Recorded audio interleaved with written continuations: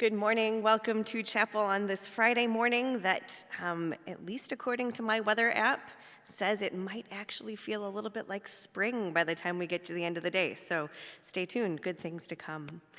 Know that in the spirit of beloved community, we welcome everyone into this space. We work together for justice, and we walk with this community in our collective journeys of faith and life. You are welcome here in this place today and every day. Special welcome to those who are joining us on live stream this morning as well. For those who are worshiping here in this space, all you need for worship is a red hymnal, which you hopefully were able to pick up from the rack on the way into the worship space. There's no shame if you need to go grab one now. We will continue to gather during this chapel break time every Monday, Wednesday, and Friday at 10:30 through the last day of classes, which we know is coming up. But please do consider yourself invited to join us and invite others. We know it's a busy season, and we hope that these 20 minutes on Monday, Wednesday, Fridays can give your brain and your heart a little space away from everything else you have going on. Just a handful of announcements before we enter into worship together. If you are someone who is serving this summer as a camp counselor, or if you are a senior who is entering into a service learning year, or you are going to seminary or divinity school in the fall, please do let our office know. We would like to know who you are, and we will be doing a special blessing and celebration for all of these vocations at our last chapel on May 13th. Side note, if you're looking for some of those service learning or camp opportunities, they still exist. So if you want to know more about opportunities for a service learning year or summer camp counselor opportunities, talk to us in the Career Center and we can help you out. As we round to the end of the year, we are looking for nominations to round out our Council for Faith and Life beginning next fall. We're graduating some members, and so we're looking to add to our ranks. So if you know of anyone who you think would be a good addition to this student group, this student advisory group that works with the Office for College Ministries, please do let us know. Finally, we want to say thank you again to all of those folks in the community and to Dining Services on campus for helping provide iftar meals for our Muslim students as we now round into the last weekend of Ramadan. We are grateful for these partnerships and the good conversations and meals that have been facilitated by them. Today in chapel, we welcome as our speaker Megan Buckingham, who is Associate Director of Annual Giving. We are grateful for your presence and your words today. We're also very grateful for Aurora, under the direction of Adriana Tam, and our college organist Gregory Peterson for leading us in music today. Again, dear ones, welcome to chapel. I invite you to stand.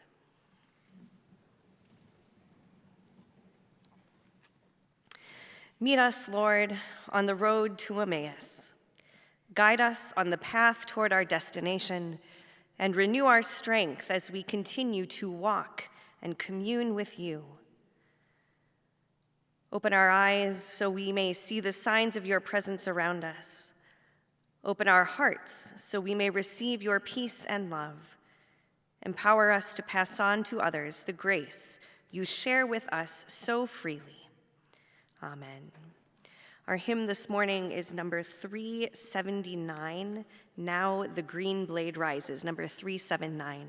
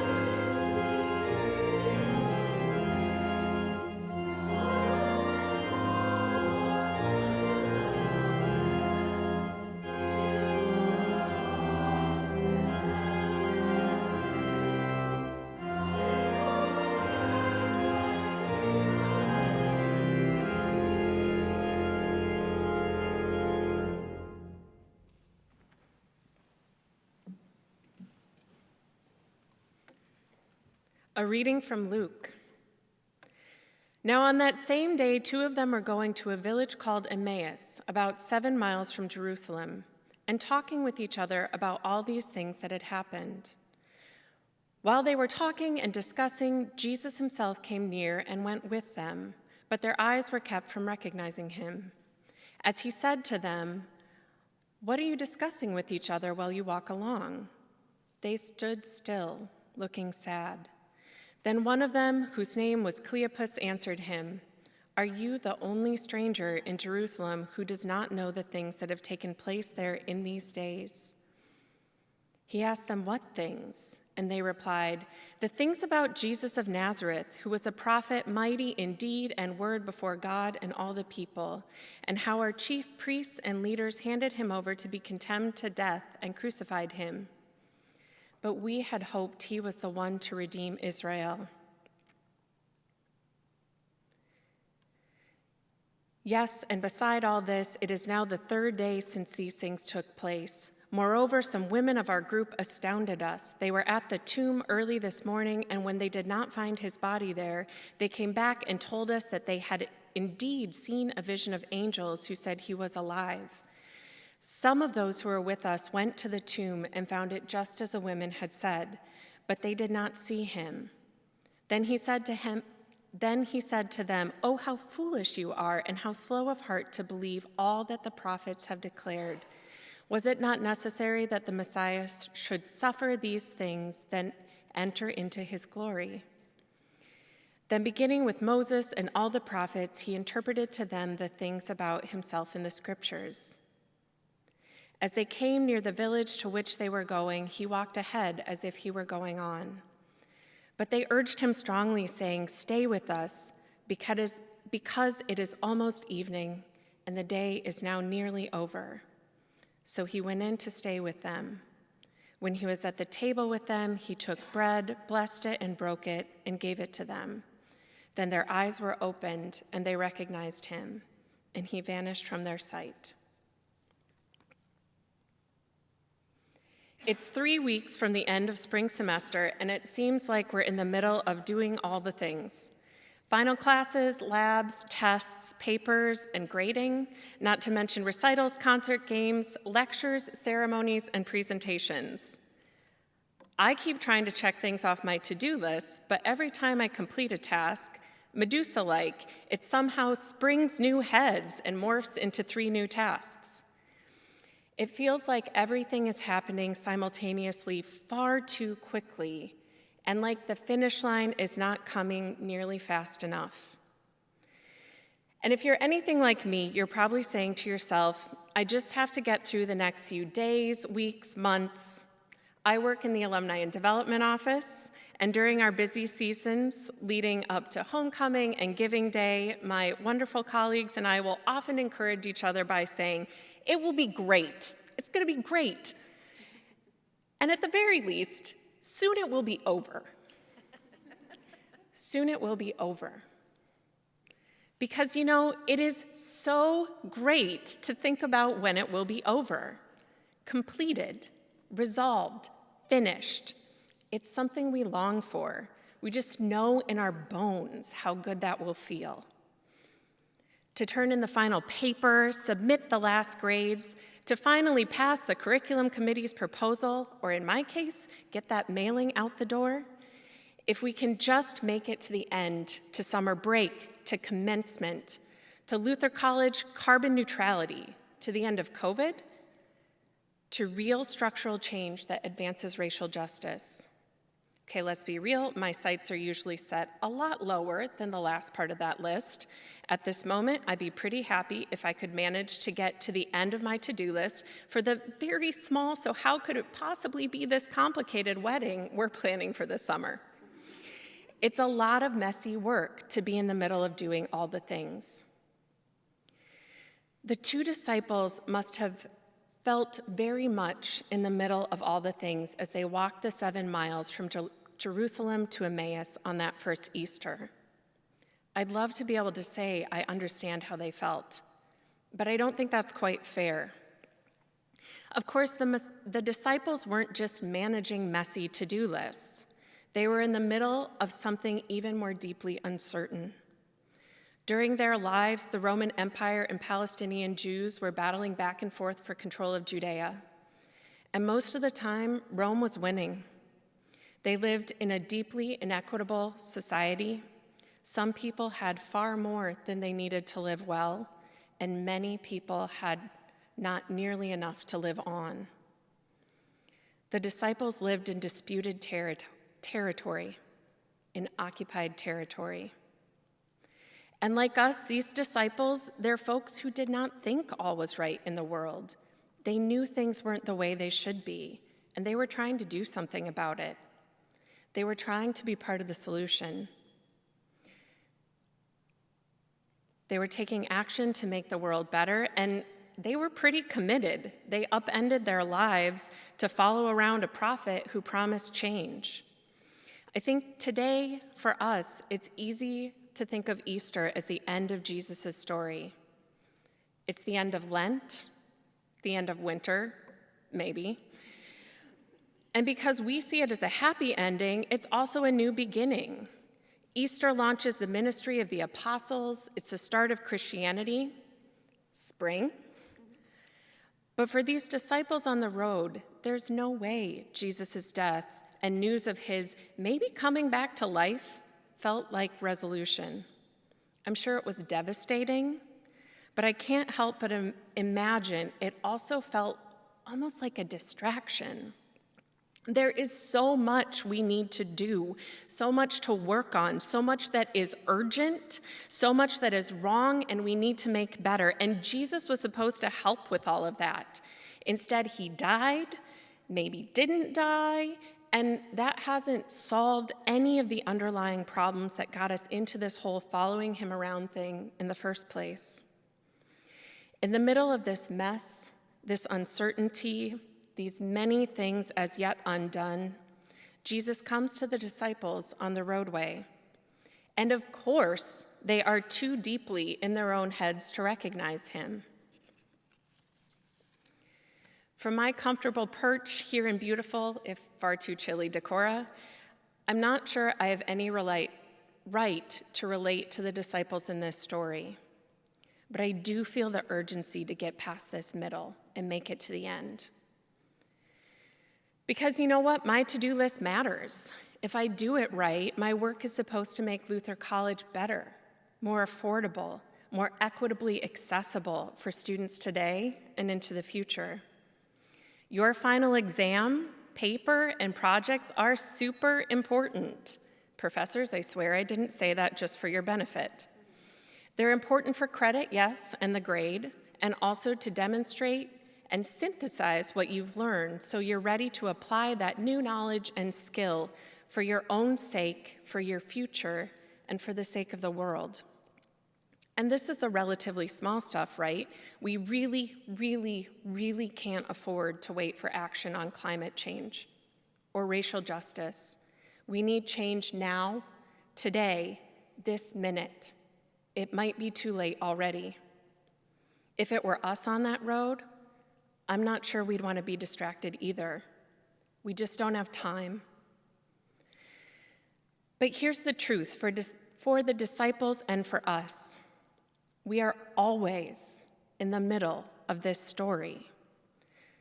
I'm no historian, but I think it's safe to say the Jews didn't vanquish the Romans in the disciples' lifetime.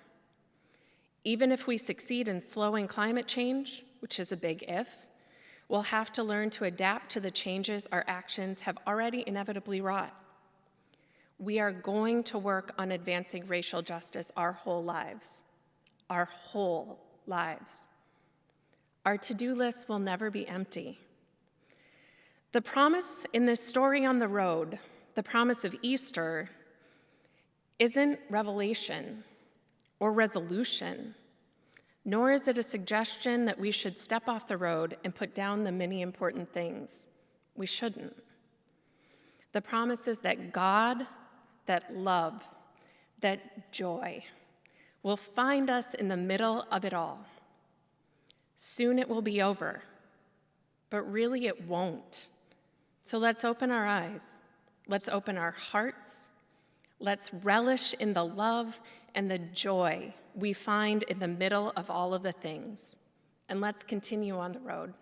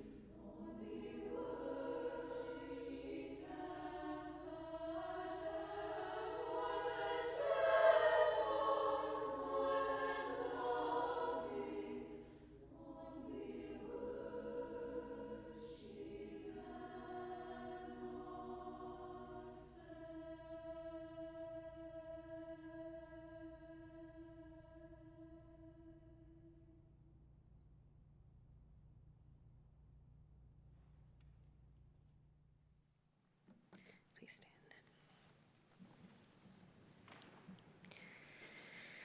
And now may the God who walks with you, the one who bestows you gifts on the roadway, the one who stays with you in the dark nights of your life, and the one who feeds you with hope, life, and peace, bless and embrace you now and always.